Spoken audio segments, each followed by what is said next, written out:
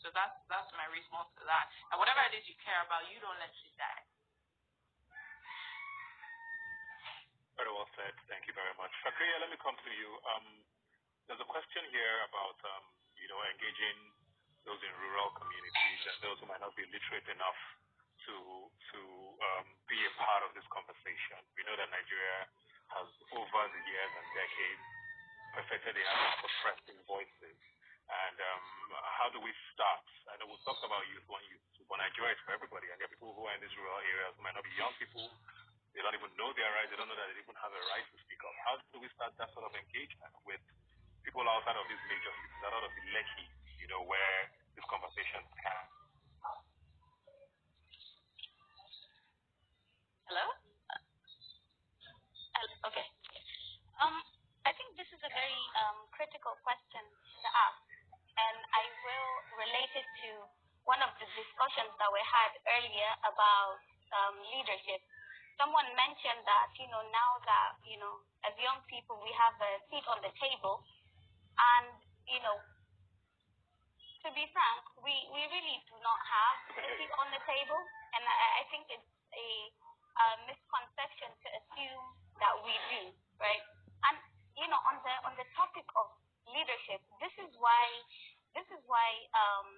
I think we have to mirror the kind of leadership structure that we saw during the EndSARS protest, which was essentially distributive leadership.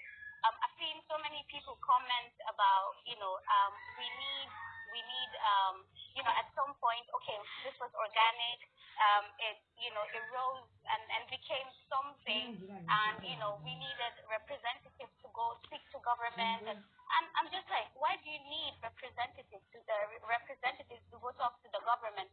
You have your demands and the government can hear you.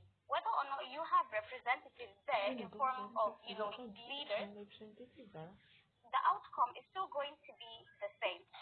And the reason why I talk about, distributive leadership is because we have seen it tested and tried during the EndSARS protest. No one person would be attributed to this very archaic, heroic concept of traditional leadership. And anyone and everyone would have stood up at any point and say that, I'm the leader of EndSARS.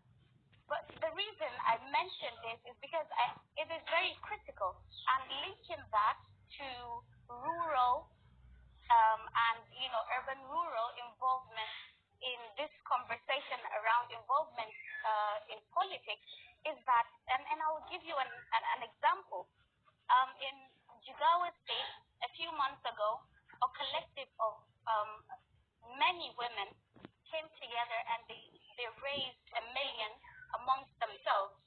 And what they needed that vehicle for was to convey pregnant women from their rural areas to the hospital because there was a gap, right? There was a gap in basic service delivery in their community. So, I mean, if we are to